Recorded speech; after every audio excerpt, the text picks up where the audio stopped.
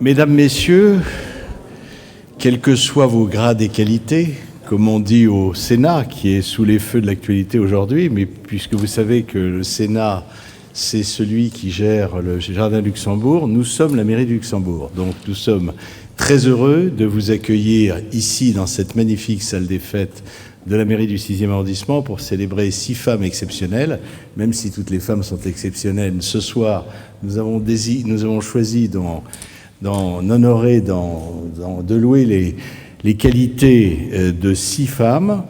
Et je voulais vous dire à cette occasion que dans quelques instants, je donnerai la parole à ma première adjointe, Chantal Lambert-Burins, mais je voulais justement profiter de ces quelques secondes pour remercier les femmes élues du 6e arrondissement.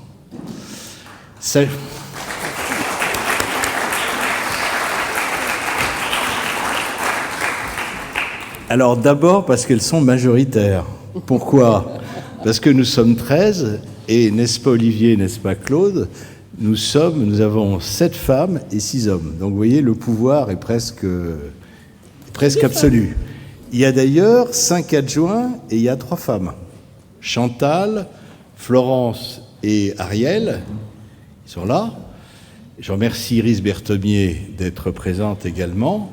Et puis, bien évidemment, quotidiennement, au service du 6e arrondissement, elles agissent. Et d'ailleurs, mes remerciements vont également aux femmes, à Antoinette Kiss et Céline Hervieux, qui, chacun dans leur domaine, à l'hôtel de ville ainsi que dans le 6e arrondissement, contribuent à la diversité et à l'animation de cet arrondissement qui nous est très cher. Mais j'ai déjà trop parlé et je donne la parole à Chantal.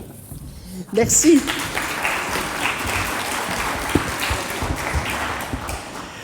Merci, monsieur le maire. Alors, vous êtes qu'un homme, mais je crois qu'on peut vous applaudir aussi pour tout ce que vous faites pour le 6e.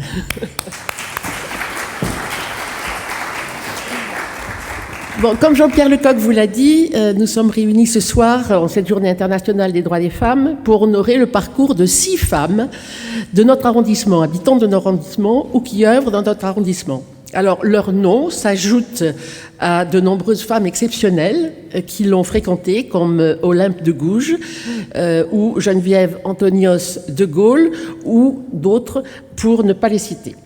En ce mercredi 8 mars 2023, nous allons, comme Jean-Pierre Lecoq vous l'a dit, nous allons remettre à 6 femmes tout aussi illustres la médaille d'honneur du 6e arrondissement pour leur engagement, leur persévérance, parce qu'on ne réussit pas sans travailler et sans persévérer, pour leur contribution à l'activité économique et sociale de l'arrondissement et également l'activité culturelle.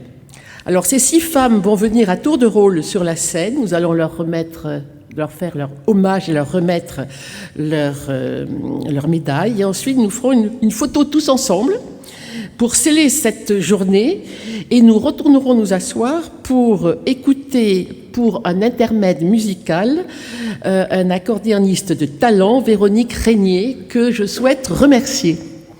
Je voulais juste aussi avoir pour notre jeune retraitée Edith Lecoq une pensée, parce que c'est elle qui organisait à la mairie du 6e toutes ces journées de femmes et toutes ces médailles. Donc, jeune retraitée, j'imagine qu'elle est avec nous pour la pensée. Je crois qu'on peut encore l'applaudir.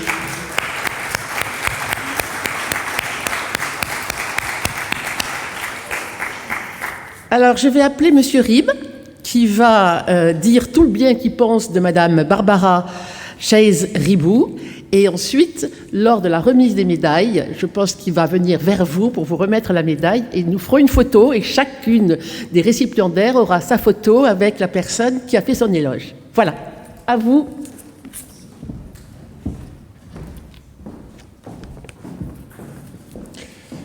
Chère Barbara Chaise-Ribou, chère Barbara, vous êtes née à Philadelphie, un peu loin, malheureusement, du 6e arrondissement, mais c'est une histoire qui finit bien, puisque vous êtes là. Et vous suivez très tôt un enseignement artistique.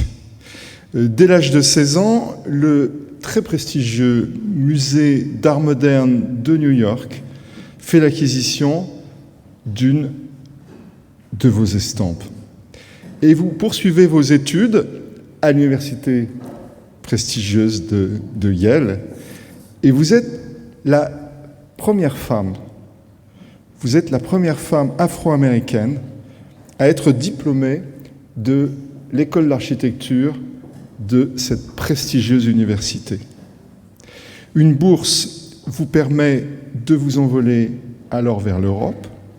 C'est en 1967, d'abord à Rome, 1957, pardon, puis à Paris.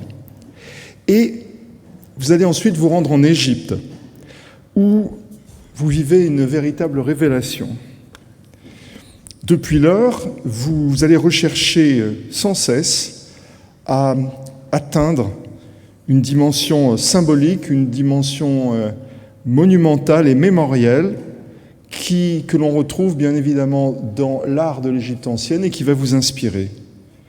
Vous vous passionnez également pour les arts africains et tout cela va irriguer votre création et bien évidemment enrichir cette création aussi bien formelle que votre imaginaire.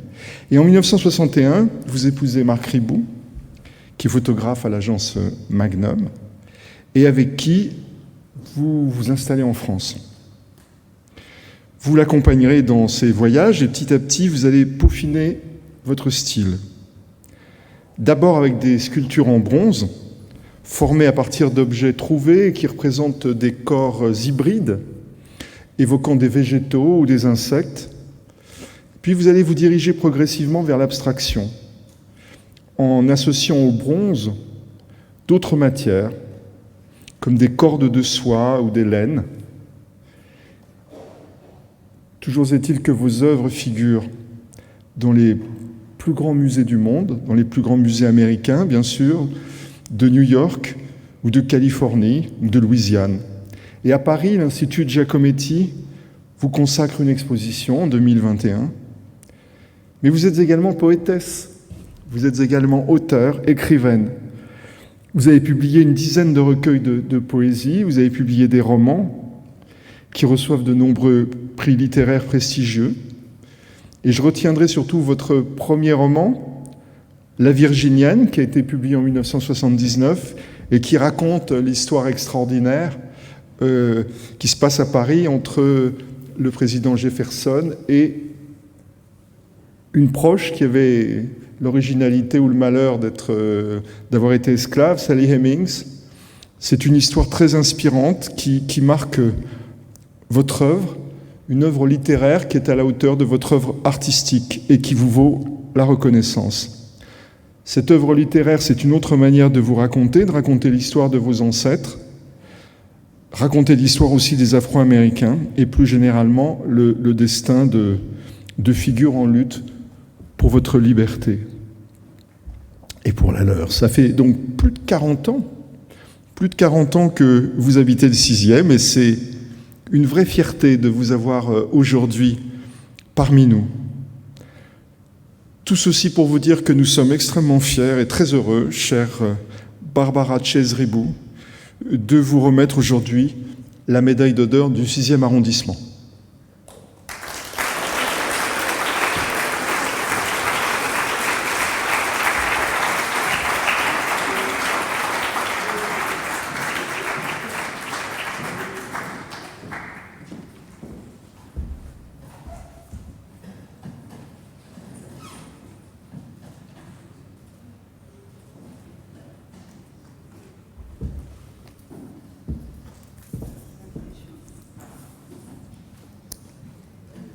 J'appelle maintenant Madame Jessica Miri Marchetto, je vous propose de venir ici, et Madame de Varax qui va faire son hommage et lui donner son... Alors avant de commencer, je voulais juste dire que nous pensons aussi à l'une des élues du 6e qui n'a pas été nommée, Séverine de Comprégnac, voilà, que nous applaudissons aussi car elle fait de très belles choses pour le 6e et c'est sans doute parce que nous sommes trop nombreuses. Alors du coup voilà, c'est l'émotion. Alors voilà, je vais m'adresser à Jessica Myry-Marcheteau. Je suis ravie de vous avoir à mes côtés. Après un bac littéraire, vous réalisez des missions de relations publiques pour la branche Affaires du Club Méditerranée dans plusieurs pays d'Europe. Lors des Jeux Olympiques d'Albertville, vous collaborez avec l'équipe monégasque de bobsleigh et à cette occasion, vous vous liez d'amitié avec le prince Albert. Voilà, je crois que c'était son sport, c'est ça, hein, voilà. Vous prenez ensuite la direction de la production audiovisuelle, d'abord à France Télévisions, puis pour le 7e art avec le Festival de Cannes et les rencontres cinématographiques de Beaune. À la suite de quoi, vous intégrez une maison de production, les Films du Rond-Point, dirigée par Jean-François Besse, où vous vous spécialisez dans le film documentaire et le long-métrage et la maîtrise du financement des œuvres audiovisuelles et d'événements culturels. Lors du Festival international de programmes audiovisuels documentaires de Biarritz, vous êtes repéré par Jean Castared du Centre national du cinéma, le fameux CNC. Celui-ci vous présente à Gérard Carrérou, que nous avons l'honneur d'avoir dans la salle, ici présent, directeur de l'information de TF1 en 1999. Vous coproduirez pour la première chaîne 700 heures de films et de magazines en contribuant à développer les chaînes documentaires et cinéma. En parallèle, vous obtenez un master de droit de communication à la Sorbonne. Vous créez l'Assemblée des médias et du 7e art, qui devient très vite un événement institutionnel incontournable, accueilli ici même pour sa dernière édition.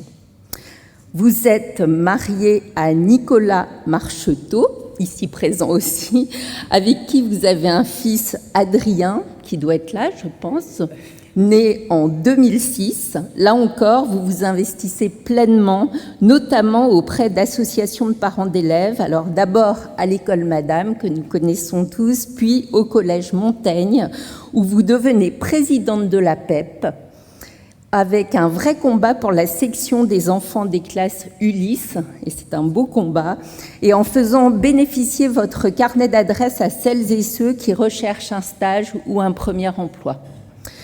Pour votre incroyable dynamisme, votre capacité à fédérer et votre participation, on peut le dire, au rayonnement de notre arrondissement, chère Jessica Myry-Marcheteau, nous sommes tous très heureux de vous remettre la médaille d'honneur du 6e arrondissement. Je vais donc aller la prendre. Merci à vous.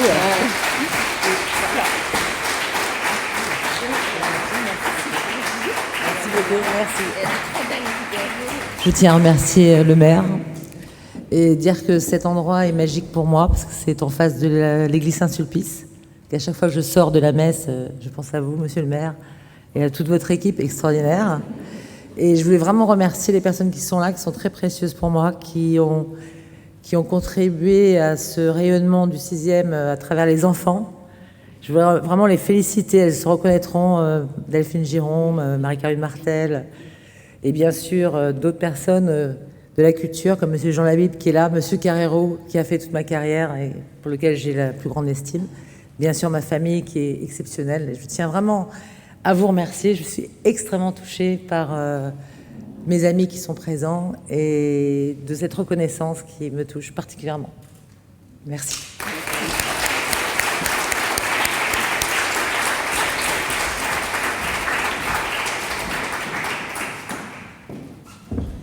Merci à Marie-Josée Girardi de venir me rejoindre, ainsi que Olivier Pachlek, à qui je laisse ma place.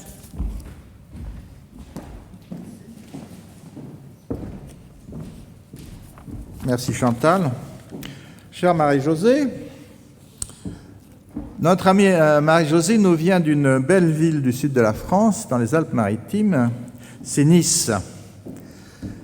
Elle change de climat, elle s'adapte Et après des études à la Sorbonne, elle enseigne pendant 10 ans la philosophie aux classes de terminale. En 1984, vous intégrez la direction des affaires scolaires de la ville de Paris, plus connue sous le nom d'ASCO, comme attaché d'administration, et au moment d'ailleurs où a été lancée une opération Paris, l'école de la réussite, et vous y avez donc contribué tout à fait directement. Ensuite, vous êtes adjointe dans un bureau spécialisé dans les travaux, puisque vous savez que la ville de Paris étant propriétaire en tant que commune des établissements scolaires, eh bien, c'est la ville de Paris qui en assure, si je puis dire, la logistique, pas l'enseignement, bien sûr. Et vous avez tout de même 5 arrondissements, donc, à vous occuper, notamment déjà le 6e. En 1994, vous êtes nommé dans les services déconcentrés, chargé des écoles plus particulièrement du 5e et du 6e arrondissement. D'abord comme inspectrice administrative, puis comme chef de circonscription. Vous travaillez en étroite concertation avec les élus, notamment bien sûr avec Jean-Pierre Lecoq, qui suit toujours les affaires scolaires comme il y tient à la prunelle de ses yeux, et aussi avec les partenaires de l'Éducation nationale. Pour toutes ces missions que vous avez donc accomplies comme fonctionnaire territorial, vous êtes nommé chevalier dans l'ordre des Palmes académiques. Et je suis très jaloux parce que moi, je n'ai jamais été. Alors, je suis pourtant fonctionnaire de l'Éducation nationale. Et puis, depuis 2005, vous êtes bénévole. Vous êtes bénévole en tant d'abord que délégué départemental de l'Éducation nationale à l'école Saint-Benoît et, ce qui me concerne plus particulièrement, membre du conseil d'administration et particulièrement active, et je vous en remercie, du comité des fêtes d'action culturelle et sociale du 6e arrondissement. Et vous êtes aussi membre, non moins active, de la Caisse des écoles, dont il faut savoir que la Caisse des écoles, c'est l'organisme qui s'occupe de la restauration scolaire. Donc, je vais simplement terminer avec 2 petites références. D'abord, dire qu'il faut qu'on pense aujourd'hui, tout de même, aux femmes en Iran et aux femmes en Afghanistan. Voilà un combat que j'aimerais voir les féministes françaises défendre avec plus de vigueur et plus de force. On les entend pas beaucoup, malheureusement. Et puis une petite citation, car vous vous souvenez tous de cette chanson de Jean Ferrat, « La femme est l'avenir de l'homme ».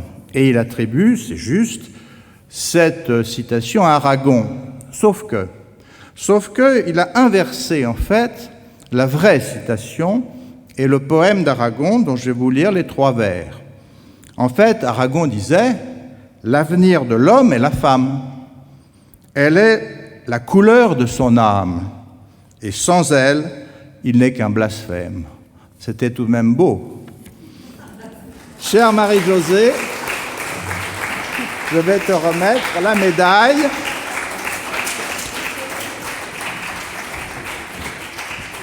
Cette magnifique médaille gravée à ton nom, parce que maintenant je la tutoie, pardonnez-moi. Voilà. Je remercie infiniment Monsieur le maire et toute la mairie du 6e arrondissement, et je souhaite qu'Olivier Passlec ait bientôt les palmes académiques, qu'il mérite bien évidemment. Merci.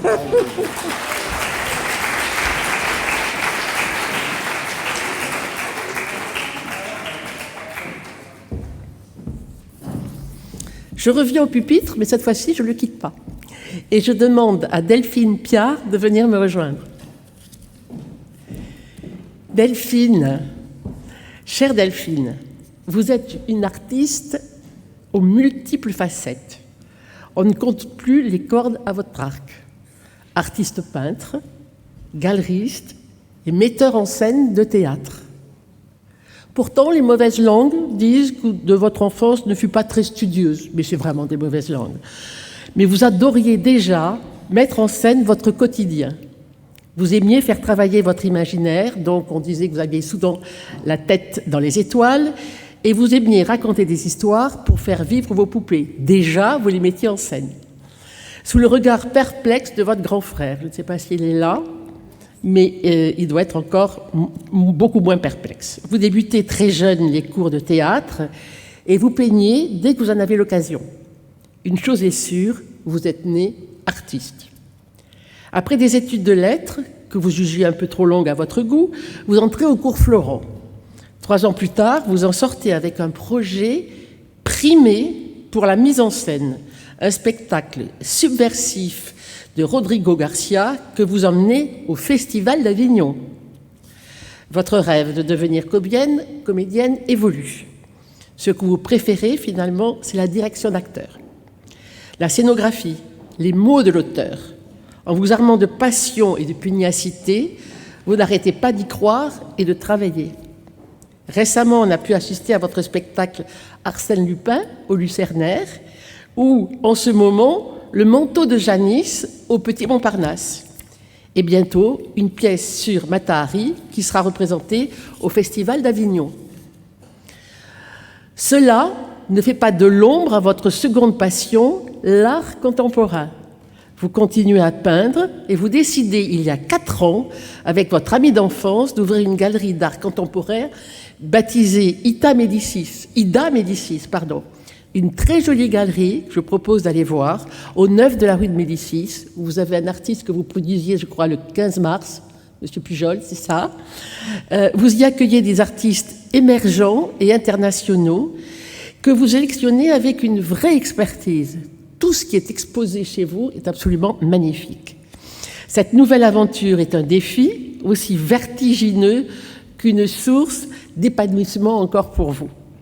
Pour tout ce que vous entreprenez pour faire vivre l'art et la culture dans le 6e arrondissement, nous sommes heureux, chère Delphine Piat, de vous remettre la médaille d'honneur du 6e arrondissement. Et permettez-moi, à cette occasion, de saluer votre maman qui est si fière de vous, comme évidemment votre papa, mais votre maman, je la vois beaucoup plus souvent puisque mon alter ego dans le 5e arrondissement. C'est une fille formidable, voilà. Donc je veux bien... Voilà. Voilà, Delphine. C'est formidable. Vous dire un mot ? Merci beaucoup, Monsieur le maire. Vous me connaissez depuis que je suis petite. Merci beaucoup parce que c'est très touchant de recevoir cette médaille à mon âge. Et je suis très flattée. Merci à toute la mairie du 6e pour sa bienveillance, son accueil. J'adore ce quartier et c'est vraiment une superbe aventure, cette galerie d'art. Donc j'espère que je vais pouvoir continuer longtemps. Et bravo à toutes ces femmes exceptionnelles. Vraiment, merci. Merci beaucoup. Bravo. Bravo encore.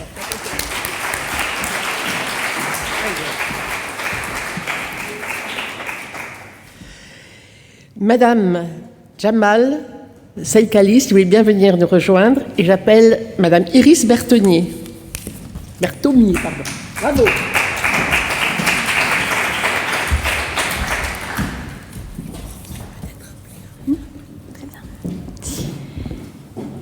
Madame Jamal Farah Sekali. Madame, vous découvrez très tôt que l'amour des enfants est votre moteur dans la vie. D'abord dans le scoutisme, puis comme engagée volontaire dans la mission d'Emmaüs à Beyrouth. Après un emploi d'éducatrice, vous devenez ensuite secrétaire auprès de l'Organisation de l'aviation civile internationale, toujours au Liban. Mais à partir de 1975, la guerre éclate et vous pousse à prendre des risques inconsidérés pour assurer votre mission. La guerre civile qui s'éternisait était dévastatrice. Nous sommes partis pour nos enfants, pour leur éviter des traumatismes profonds qui auraient nui grandement à leur développement mental et affectif. Ces mots, ce sont les vôtres, ceux que vous avez choisis pour expliquer ce déracinement brutal à la fin du mois d'avril 1989, lorsque vous décidez avec votre famille de quitter le Liban pour la France. Vous laissez derrière vous vos familles, vos amis et votre travail. Mais votre éducation française et surtout la présence de parents vivant à Paris vous ont fait choisir le 6e arrondissement. Excellent choix. Vous trouvez rapidement du travail grâce aux principes inculqués par vos parents.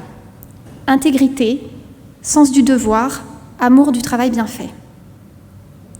Vos enfants intègrent l'Institut Sainte-Geneviève, rue d'Assas, en 1990. C'est là qu'en échangeant avec la mère d'un camarade de classe de votre fille, vous découvrez l'existence de l'Association générale des familles du 6e. Vous y adhérez dans la foulée, et très vite vos compétences en informatique se révèlent très utiles. Vous numérisez la liste des familles adhérentes et vous formez quelques membres dans ce domaine. Vous vous épanouissez complètement dans les activités culturelles de l'AGF et surtout cela vous procure un sentiment de fierté, de, je cite, « rendre modestement à la France ce qu'elle a fait pour nous ». Vous êtes, depuis votre rencontre en 2007 avec Didier Lemoine, la responsable de l'atelier théâtre adulte, toujours soutenu par l'AGF et son président Alain Roca. La troupe est une petite famille solidaire où on partage les joies et les peines, mais aussi le bonheur de s'évader durant les séances de répétition et de devenir des stars durant le spectacle, dites-vous avec le sourire. Madame Sekali, cher Jamal, pour votre énergie, votre créativité et votre engagement, nous sommes heureux de vous remettre la médaille d'honneur du 6e arrondissement. Merci.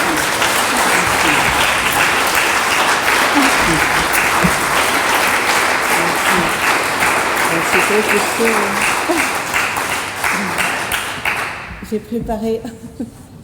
préparé un petit discours. Je suis la seule à avoir un papier. Merci beaucoup. J'espère que je pourrai le lire parce que je suis très émue, très touchée.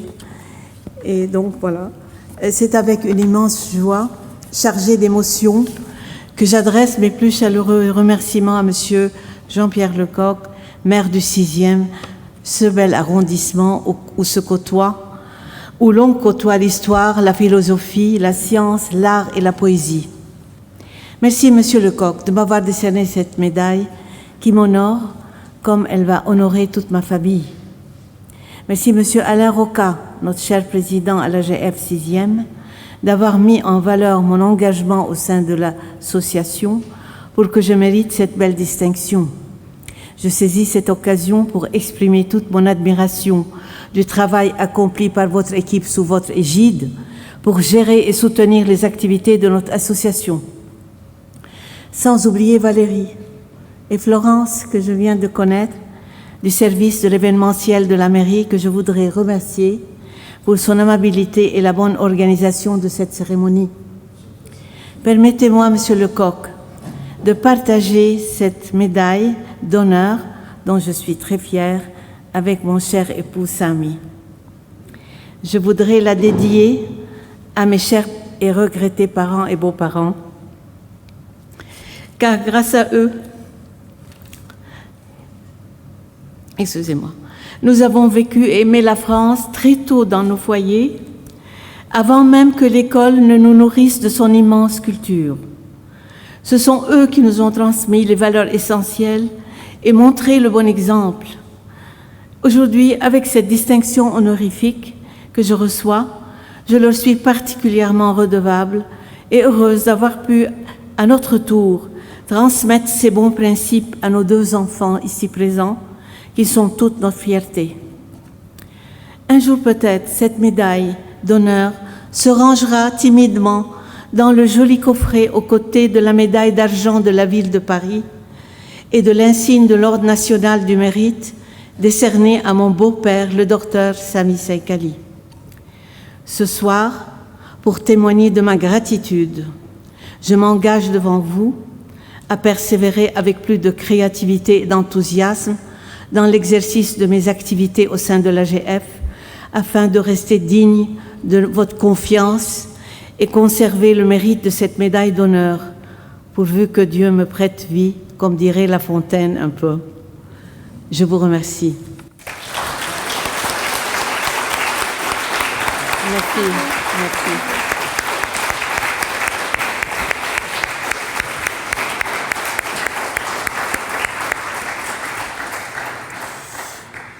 Et je vais appeler Madame Anne, dont la médaille sera remise par Madame Beaucamp.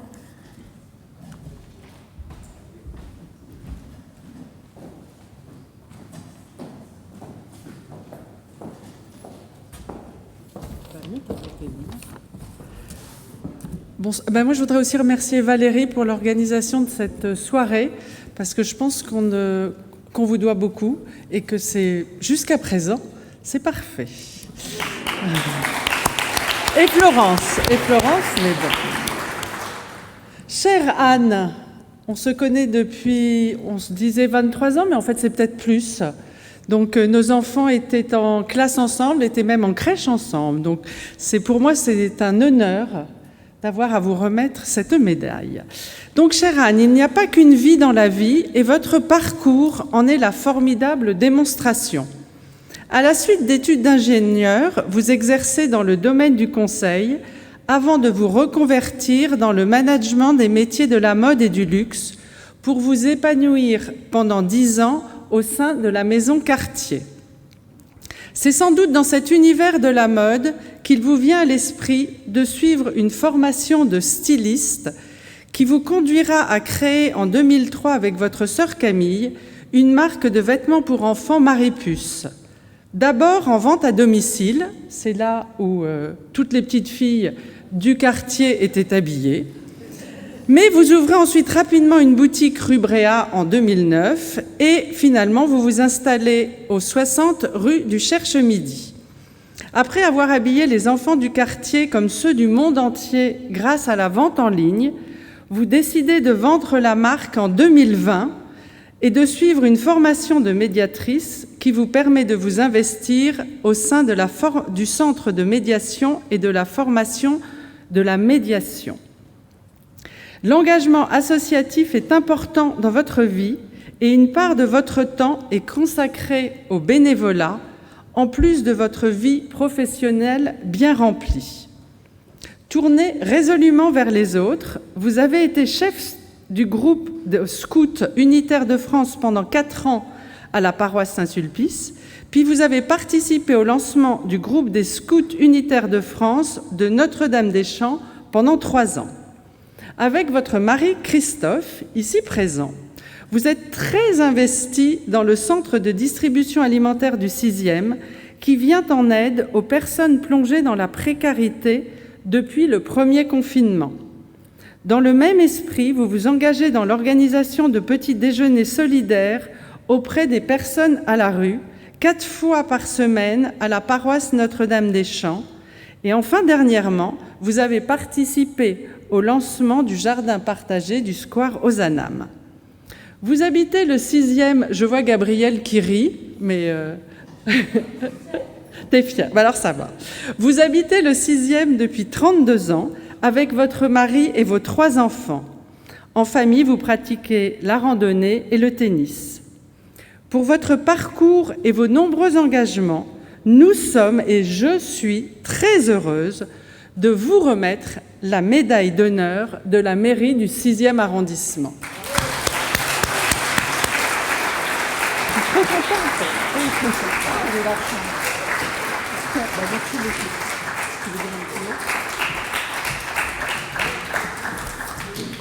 Merci beaucoup. En fait, je suis très honorée et très impressionnée de recevoir cette médaille en même temps que toute cette personne exceptionnelle. Et... Tu es exceptionnelle. Merci beaucoup, monsieur le maire. Merci. Je suis très heureuse de vivre dans le 6e. C'est un très bel arrondissement.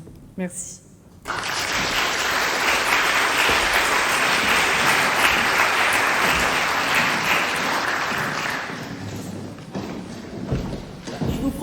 De revenir toutes, et les récipiendaires et les personnes qui ont remis les médailles pour une photo.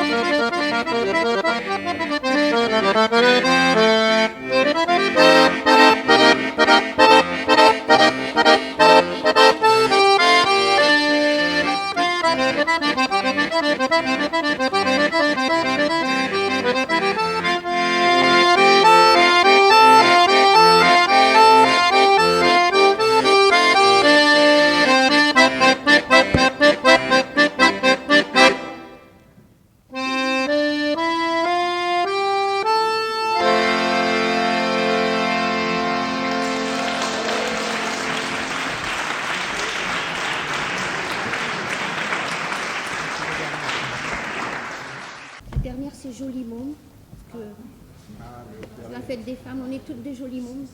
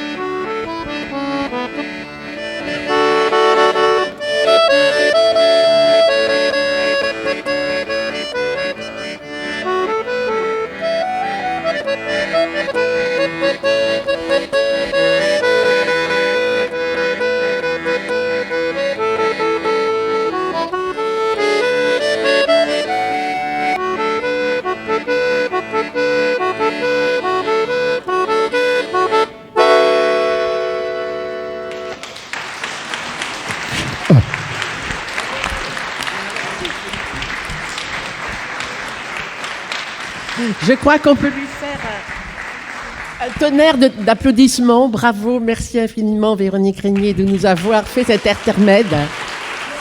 Bravo à tous d'y avoir participé. Merci Monsieur le maire, merci aux élus, hommes et femmes, et merci à toutes ces femmes de talent Et c'est pas tant le talent, mais de faire un bon usage du talent que l'on a. C'est aussi important que d'en avoir. Mille merci à tous de les avoir accompagnés. Et je vous propose de vous retourner puisque vous avez un cocktail qui vous attend dans la pièce d'à côté. Les portes viennent de s'ouvrir. Merci à tous et à tout de suite. Et vous pourrez faire autant de photos que vous le voulez avec vos familles, avec les personnes qui vous ont remis vos décorations et vos médailles. Voilà. Merci à tous.